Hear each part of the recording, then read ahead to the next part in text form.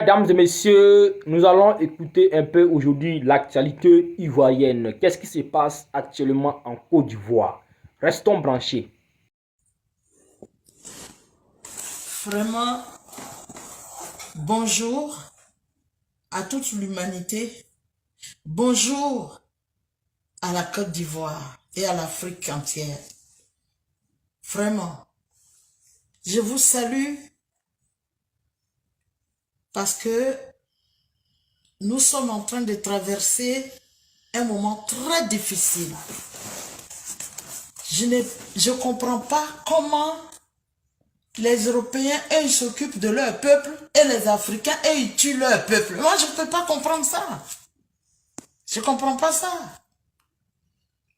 Moi, j'ai interpellé le président Alassane Dramane Ouattara 3 fois. Et je l'appelais respectueusement grand frère, puisque le premier jour, le seul jour que je l'ai rencontré, il m'a dit petite soeur, ici pour sa première visite en France. Et il a dit grand frère. Ah donc on tue les parents de sa petite soeur. Ou bien c'est une petite soeur de façade, ou bien c'est une réalité. Votre hypocrisie d'arrêter ça. Arrêtez ça. Nous autres, ça ne nous amène nulle part. Ça tue et ça détruit l'Afrique. Vos mensonges politiciens, vos hypocrisies, il faut que vous arrêtez cela. J'ai eu des gens qui sont morts en 2010-11, quand il y a eu des problèmes en Côte d'Ivoire. Vous ne les avez pas ressuscités, vous n'avez pas de médicaments pour les ressusciter. Donc, normalement, même les gens qui sont blessés, d'autres qui ont perdu des membres, aujourd'hui, ils n'ont même pas eu un soulagement. Et vous voulez créer encore d'autres actuellement?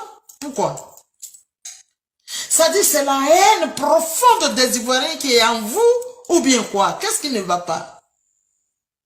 Parce que vous faites du mal à mes frères de part et d'autre, parce que moi je suis du nord et du sud. Et je ne peux pas accepter ça. On dit oui, nous, on est là pour le nord. Mais quel nord? De quel nord s'agit-il? On prend le nord du nord. Et parce que les enfants qui meurent dans les zodiacs, dans tous ces pays, comment on appelle ça? Le pays où ils s'en vont prendre, je sais pas moi, des bateaux tout ça pour venir en Europe. En fait, les enfants qui souffrent les plus, ils sont du nord. Donc, qu'est-ce que vous avez mis pour que les enfants du nord soient bien, pour qu'ils n'aillent pas se faire tuer en Europe? Moi, je ne peux pas accepter ça. Je ne peux pas accepter ça. Et puis vous marchez gauchement, vous ne marchez pas comme le fils d'Oufo-Boigny. Vous dites vous êtes le fils d'Oufo-Boigny. Oufo-Boigny n'aime pas parler. Quand il voit qu'il y a un côté de son peuple qui n'est pas content, il essaie de tout faire pour réconcilier les gens. Mais vous faites quoi? Parce que le problème, quand vous regardez ma couleur, M. Alassane Dramane Ouattara, quand vous regardez votre couleur, c'est une différence. Vous n'êtes pas africain, vous n'êtes pas dans votre pays, que vous soyez dans notre pays ou pas, l'essentiel que vous soyez en Afrique et dans votre pays. Moi, j'ai montré l'exemple. Oui, j'ai montré l'exemple. Moi, je suis ivoirienne, mais je suis africaine de toute l'Afrique, sans exception. Je peux aller dans n'importe quel pays africain, et puis je suis de là-bas. Pourquoi? Parce que je suis chez moi. Si je ne tue pas, je ne vole pas, ils vont m'accepter. Si je veux être présidente, je peux même être présidente dans ces pays-là. Parce que je suis honnête et je fais pas du mal aux gens. Mais vous, la Côte d'Ivoire vous a donné. Oufo-Boigny dit vous êtes son fils. Il vous a donné aux Ivoiriens. Parce que les Occidentaux, là, ils ont fait une pression sur Oufo-Boigny. C'est pour ça qu'il a accepté. Tout est dévoilé. Moi, je vis en France. Je parle avec les gens d'en haut, d'en haut. D'en haut d'ici, là. Et nous, on échange. Et ils nous disent la vérité. Vous, Oufo-Boigny a eu de la pression. C'est pour ça qu'il vous a pris. Et Gbagbo aussi a eu la pression. C'est pour ça qu'il vous a accepté. C'est Bédié qui n'a pas eu la pression. C'est Bédié qui n'a pas eu la pression. Et puis, tout ça, ça se passe. Mais les gens, moi j'ai mon champ. Au lieu de te donner à manger, t'apporter à manger, te dit mon frère, viens, ou ma soeur, viens, on va aller dans mon champ, Tu as vu, j'ai cultivé ici, voilà ta place, cultive, et puis au moins tu vas te nourrir. Tu vas venir faire un bargon sur mon champ, sur ma propriété. Mais c'est ce qui se passe. Moi, je suis déçu, je suis dépassé, je suis ahuri, je descends même des enfers comme ça. Parce que je ne peux pas comprendre qu'un homme décent, qui sait lire entre les lignes, va tuer ses frères africains pour donner ça aux oppresseurs qui nous ont toujours mis en esclaves jusqu'à aujourd'hui. Donc toi tu es allé à l'école pour faire quoi? Pour tuer les gens? Tu es allé à l'école pour tuer les gens? Jusqu'à vous allez à tuer les gens, chez nous, dans nos villages, à côté, partout. Mais pourquoi vous faites ça? Pourquoi toi tu fasses le 3e mandat? Tu as dit, je t'ai interpellé 3 fois. Et tu as dit que tu ne vas plus te présenter. Ah, j'étais tellement contente. Et j'ai failli même faire une vidéo, on a dit, attends, tu ne sais pas, ton soi-disant frère là, tu ne sais pas ce qui va arriver. Et puis, tout à coup, soudain, brusquement, voilà, je me présente. Parce que Amadou Gon Coulibaly est mort. Mais si Amadou Gon Coulibaly est mort, c'est pas à toi de te présenter. Puisque tu as fait les 2 mandats, tu as fait 10 ans. Ou bien c'est une manière de dire aux Ivoiriens, il n'y a pas femme, il n'y a pas garçon, tu es le seul homme, et tout, etc. Mais tu sais que tu insultes Houphouët-Boigny. Toi, c'est une insulte à Houphouët-Boigny, c'est une insulte à l'intelligence ivoirienne. Ce que tu as fait là, tu vas diviser 2 pays. C'est-à-dire les Burkinabés. Nous, on a des parents qui sont Burkinabés, qui ne sont pas toi. Tu aurais dû faire ce qu'il faut faire pour que le Burkina et la Côte d'Ivoire soient un même, et renforcer même encore notre fraternité. Mais tu es venu, tu as chié. Tu as fait gros caca avec les asticots dedans. Pourquoi? Pourquoi tu fais ça? Et regarde aujourd'hui, tu prends les chars pour aller tuer les gens à Dabou. Mais c'est pas possible. Les chars, mes frères, à Dougrou, ce que vous pouvez faire là, paralysez-les tous. Voilà. Moi, je suis d'accord et puis je vous suis. Je ne dors pas. Depuis là, je ne dors plus.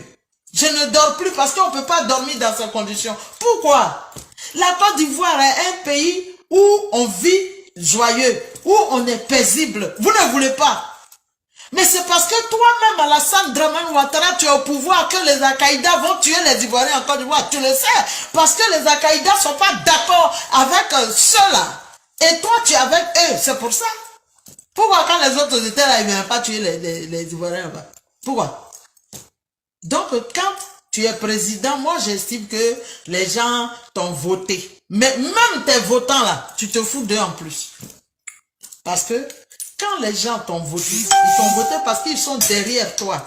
Ils se disent que tu es leur, ton idéologie les convient. Et sont, même nous tous, j'ai dit, moi je n'ai pas de problème avec lui, c'est un grand frère point bas. Mais quand il y a eu la mort à Diokwe, à Guy Trozon, tout cela, tu les as ressuscités avant de tuer d'autres Ivoiriens. C'est à cause de toi que je suis allé en Guinée. Parce que j'ai trouvé que je n'avais plus mon pays pour moi. Je vais en Guinée, je suis allé en Guinée. Et les Guinéens, c'est des gens qui sont respectueux. Ils m'ont respecté, ils m'ont aimé. Et ils m'aiment encore. Et avec eux, moi-même, je suis au pays. Ça veut dire quoi ça là? La Côte d'Ivoire est rendue invivable. Pourquoi cette belle Côte d'Ivoire, elle ne la mérite pas? La Côte d'Ivoire ne la mérite pas. Donc je te parle dans la bouche du Houphouët-Boigny. Je te réinterpelle. Il n'est pas trop tard pour bien faire. Si tout de suite, toi, tu dis, je ne veux plus faire le 3e mandat, tu vas voir que tout va se normaliser. Tu refuses le 3e mandat. Je t'ai dit d'interpeller Bédier tous ceux à qui tu as donné 20 ans, 20 ans. Pour ne pas qu'ils se présentent les fils du pays. Je t'ai dit, il faut les appeler.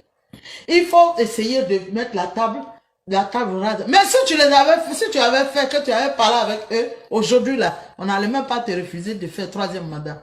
Parce que, c'est pas parce qu'on est au pouvoir qu'on dit, Non, veille que veille, moi, je vais être avec les fusils parce que je suis... Non, c'est pas comme ça.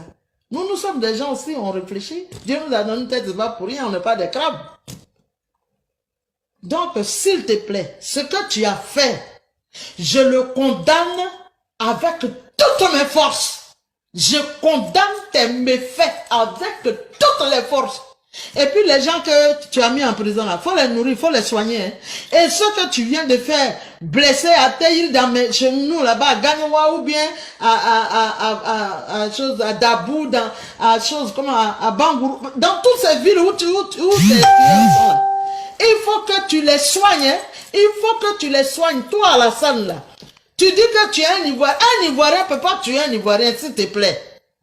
Aujourd'hui, là, c'est toi-même qui es en train de te dire, tu es en train de dire au monde entier que tu n'es pas Ivoirien. Mais pourquoi? Donc, toi, tes oppresseurs et toi, vous avez promis tuer tous les, c'est-à-dire tous les Ivoiriens meurent, et puis tu vas aller tuer maintenant les Burkinabés, tu vas aller tuer les Guinéens, les Mali, c'est ça quoi, l'Afrique, pour qu'eux, ils viennent. Puisqu'ils ont fait coronavirus pour nous éliminer avec des vaccins. Et comme ça n'a pas pris, toi maintenant, tu fais le travail quoi pour eux. Moi, j'ai dit, il faut que toi, ce rhodium là, c'est toi-même qui fait qu'on vit ça là aujourd'hui.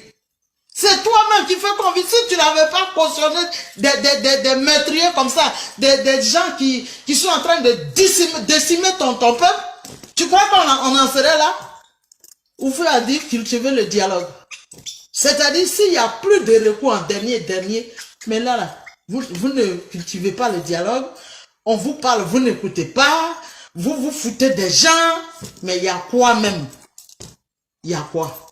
Est-ce qu'on ne devient pas président et puis vous êtes devenu président, alors on ne peut plus regarder, ou bien on ne marie pas Blanche et puis tu as marié ça là, c'est pour ça on ne peut plus respirer? Moi, je vis en France. Je suis en France, le pays de Blanc, depuis 99, je vis en France, c'est seulement ici. Vous avez quel problème?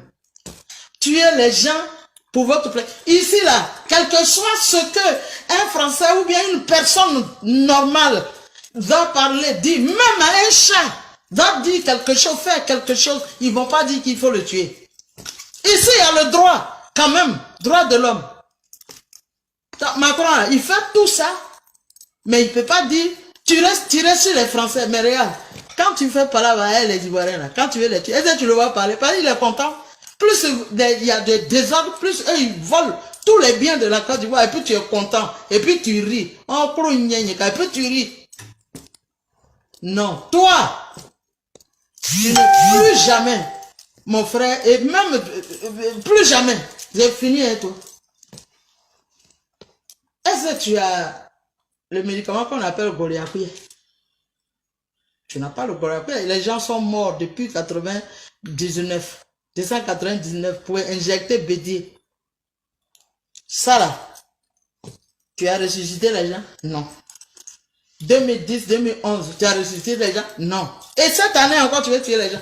Ivoiriens, Ivoiriennes, nous tous, comme une seule main, oui, une seule main,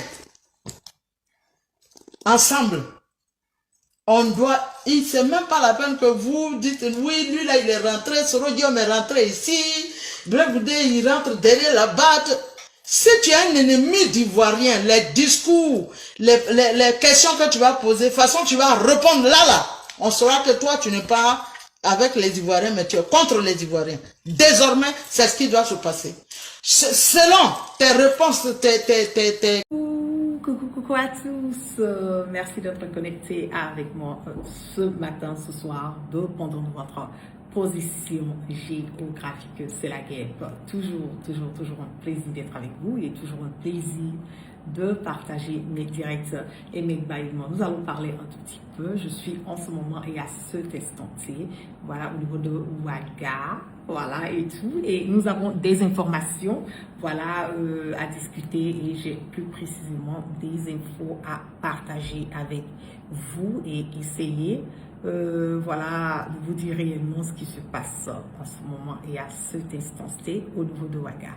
Donc, je vais donner le temps à tout le monde de se connecter, de partager, de sécuriser massivement le direct parce que je le dis tout le temps que nous sommes en guerre de communication. Donc, par moment, voilà, c'est pas facile de pouvoir faire passer voilà, son message sans qu'on essaye quelque part de signaler. Donc, je vais donner quelques secondes voilà, à tout le monde de se connecter et nous allons parler. Qu'est-ce qui se passe?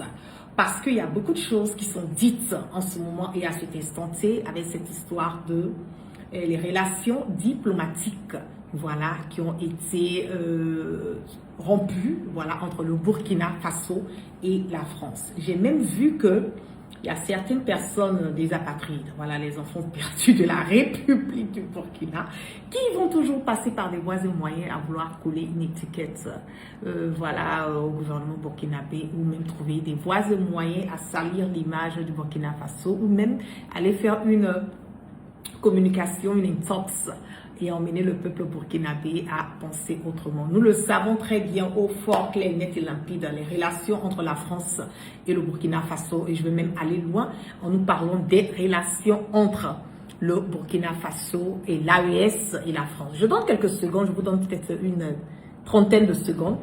Sécurisez-moi le direct, partagez massivement, mettez assez de cœur et nous allons parler. Cela va me donner aussi le temps de pouvoir partager le direct. Et nous allons parler.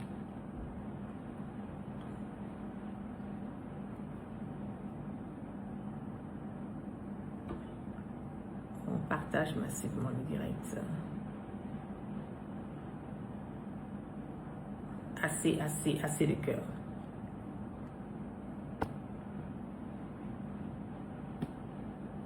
Qu'est-ce qui se passe? Ok.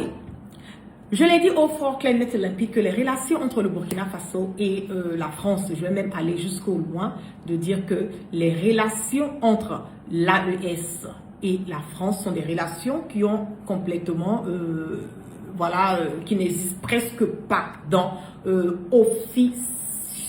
je vais dire officieusement, ça n'existait pas, mais officiellement aujourd'hui, le Burkina comme le Mali ont décidé de dire bye à la France. Et pour moi, ce n'est pas une décision qui doit être surprenante. Ce n'est pas une décision aujourd'hui où les gens doivent commencer à douter. Ah, mais pourquoi est-ce que depuis là, la France, nous savons bien au fort, clair, net et limpide, ceux qui sont là en ce moment et à cet instant T, qui contribuent à former et à participer à la déstabilisation de nos différents pays de l'AES. Nous connaissons ceux qui vendent, comme on appelle les armes, pour donner à ces terreaux venir chercher à déstabiliser nos différents pays de l'AES. Nous connaissons les sponsors de choses du terreau. Nous connaissons les personnes qui sont derrière. Donc les relations entre la France et le Burkina Faso sont des relations qui étaient là, mais pas des relations vraiment, comment on le dit, vraiment solides, ou bien des relations où aujourd'hui le peuple africain doit se poser des questions à savoir, mais nous on n'arrive pas à comprendre que voilà, aujourd'hui le Burkina est en train de non, nous voulons l'indépendance, nous voulons être autonomes, nous voulons une démocratie dans son intégralité, nous voulons des pays responsables, nous voulons des pays qui peuvent eux-mêmes gérer leurs propres problèmes, nous voulons des pays qui veulent eux-mêmes mener leur combat de souveraineté. Nous ne pouvons pas être restés là et être encore attachés.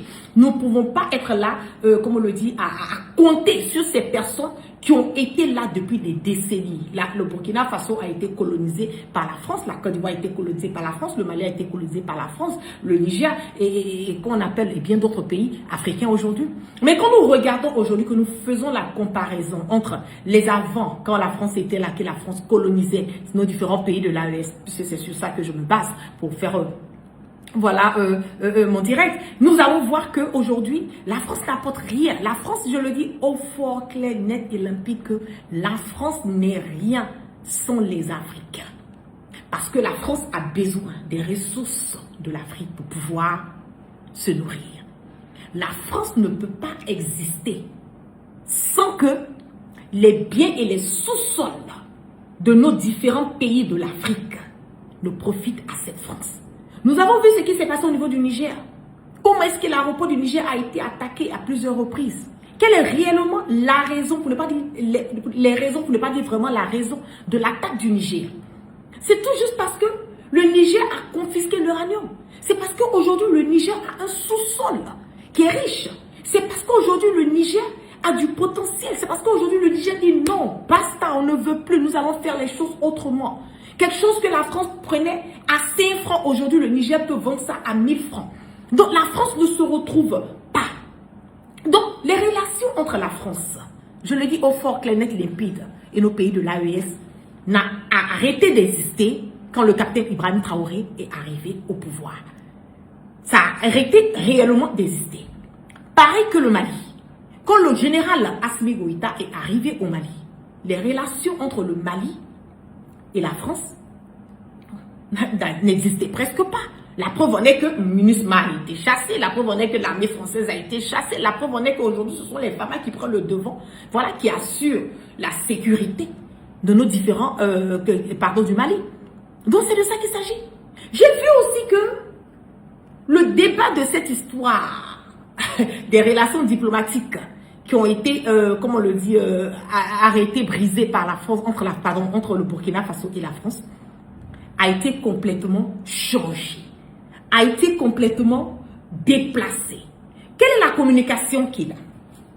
Selon les apatrides, le capitaine Ibrahim Traoré a décidé d'arrêter les relations diplomatiques avec la France parce que il y a une histoire de visa qu'on devait donner à son frère, selon eux, les apatrides, que le frère du capitaine Ibrahim Traoré est malade et qu'on devait lui donner un visa. Et comme la France a fait fuiter cela, c'est pour cela que le capitaine Ibrahim Traoré est fâché et qu'il a arrêté ses relations diplomatiques avec la France.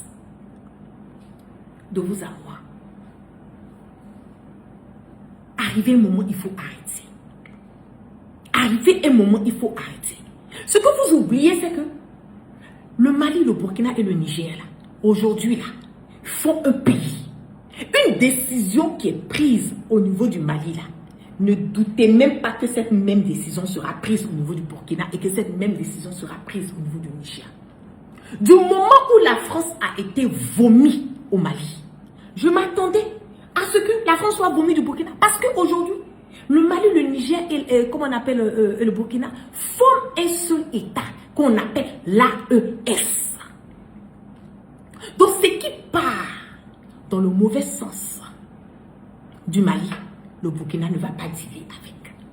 Ce qui part dans le mauvais sens du Niger, le Mali ne va pas dealer avec. Ce qui part dans le mauvais sens du Mali, je suis sûre et certaine à 100% que le Niger ne dealera pas avec. Pourquoi est-ce que quand le Mali a rompu ses relations, a demandé à l'ambassadeur de la France, on lui a donné 72 heures, qu'il est un persona non grata sur le territoire du Mali. Pourquoi les apatrides ne sont pas sortis pour dire non, que voilà, c'est comme c'est. Pourquoi attendre que le capitaine Ibrahim Traoré ait la même réaction que le Mali? Oui, parce que la France ne nous arrange pas. On n'est pas là pour faire plaisir à quelqu'un. Aujourd'hui, là, ce sont les Burkinabés qui vont au front. Aujourd'hui, là, ce sont les Burkinabés qui payent les pots cassés. S'il y a quelque chose là, ce sont eux qui vont payer les pots cassés. Aujourd'hui, les Burkinabés ont décidé de prendre leur destin, la vie du Burkina Faso, pour mettre dans la main de celui qu'on appelle le capitaine Ibrahim Traoré. Le destin du Burkina, c'est dans la main du capitaine Ibrahim Traoré. Que ça vous plaise ou pas. C'est ça aussi qui est la vérité. Donc si le capitaine Ibrahim Traoré trouve et juge qu'aujourd'hui, là, nous sommes arrivés à un certain stade. Le Burkina est arrivé à un certain stade où on ne veut plus dealer avec la France. Maintenant, vous, là, votre problème, il est où? Depuis que la France a été au Burkina, qu'est-ce que la France a apporté de bon, de cohérent, de concret dans la vie des Burkinabés? Aujourd'hui, là, moi, je suis sur Ouaga, c'est pas on. Je vois ce qui se passe.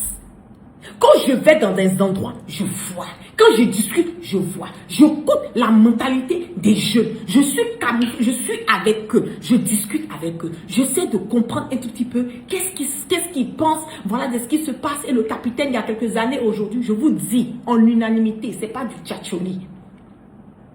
Les Burkinabés sont fiers du capitaine Ibrahim Traoré. C'est ça qui est la vérité.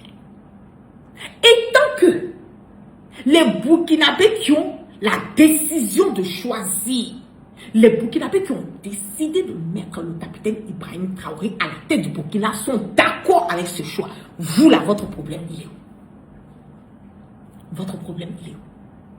Et j'ai vu que ces mêmes apatrides sont allés loin jusqu'à dire que le capitaine Ibrahim Traoré a refusé, a rompu les relations parce qu'il a son grand frère qui est malade.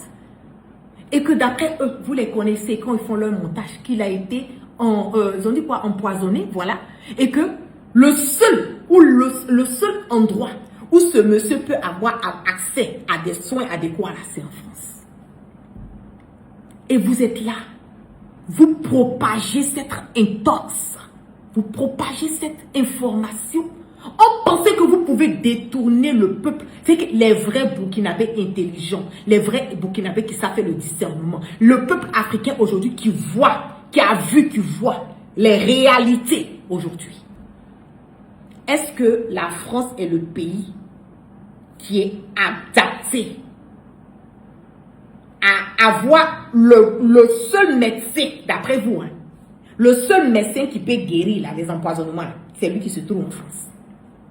Mais la France n'est pas le pays où on part quand on a été empoisonné. La France n'est pas le pays. Le pays, si vous avez dit même l'Allemagne, je peux comprendre. Mais vous ne pouvez pas dire l'Allemagne parce que vous savez que la France, et le Burkina n'a pas de problème avec l'Allemagne, le Burkina a un problème avec la France. Et cette communication ne peut pas passer crème. Parce que la France n'est pas le pays où on dit que quelqu'un a été empoisonné pour ne pas aller se traiter là. C'est pas en France. C'est en Allemagne. C'est en Allemagne.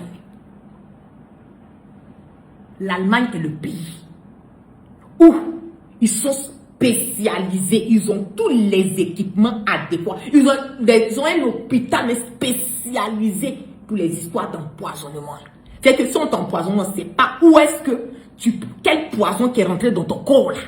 Qu'on ne sait même pas c'est quel genre de poison qui est rentré dans ton corps là. Tu vas en Allemagne dans l'hôpital où ils ont envoyé Ahmed Bakayoko, qu'on a empoisonné Ahmed Bakayoko à la dernière minute là. On a voulu l'envoyer là-bas, Ouattara a refusé parce qu'on voulait que le poison là reste en bas qui était couché.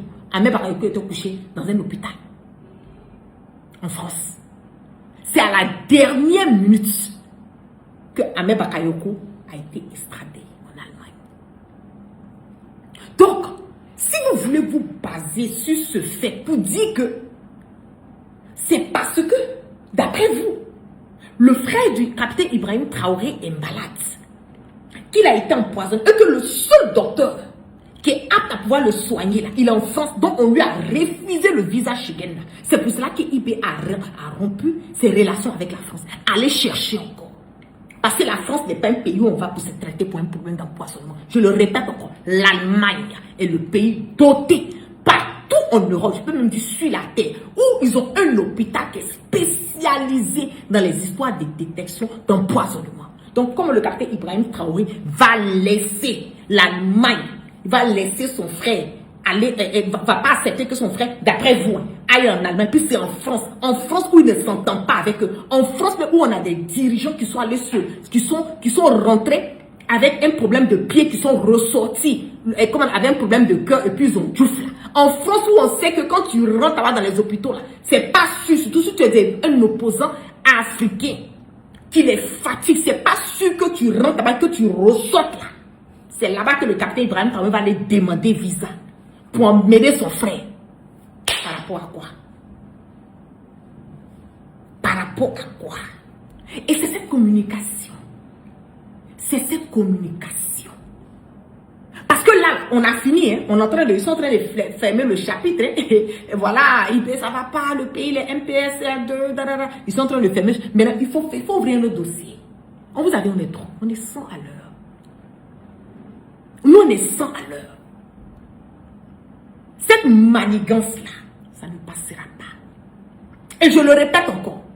Si le grand frère du capitaine Ibrahim Traoré est malade, que vous dites qu'il a été empoisonné là, c'est pas en France qu'il va envoyer son frère. Parce que le capitaine Ibrahim Traoré sait que s'il envoie son frère en France, c'est pas là. C'est pas celui qui va revenir. À cause des relations, la haine que la France a contre le capitaine Ibrahim Traoré, on risque de s'en prendre à sa famille. Et comment lui va laisser les pays qui sont aptes à gérer des hôpitaux qui sont spécialisés dans les traitements d'empoisonnement, qui se trouvent en Allemagne. Il va laisser ses fils en France par rapport à quoi? Ça n'a aucun sens. Ça n'a vraiment aucun sens. C'est pour ça que je le dis, arrivé à un certain moment donné, élevez le débat. Même quand vous n'aimez pas le lièvre là, acceptez et reconnaissez qu'il court et qu'il court très vite. Ce que le capitaine Ibrahim Traoré a fait pour le Burkina, c'est qu'il est en train de faire pour le Burkina. Je le dis, c'est pas honte. Moi-même, je suis à Ouaga. Je vois de mes propres yeux. Vous allez avoir le moral parce que je vais partager avec vous tout ce que je peux partager avec vous pour que vous voyez réellement le travail qui est en train d'être abattu. Ceux pour qui vous êtes en train de faire cette communication d'intox, ceux pour qui vous êtes en train de mener tout ce combat de désintoxication, désinformation, ces personnes ont eu leur chance d'être à la tête du Burkina. Ils ont eu leur chance. S'ils avaient bien fait là, ils n'allaient pas être là aujourd'hui. C'est parce qu'ils n'ont pas bien fait. C'est parce qu'ils n'ont pas bien fait qu'ils sont partis. Donc si le monsieur est là aujourd'hui, vous pouvez ne pas être d'accord. Oui.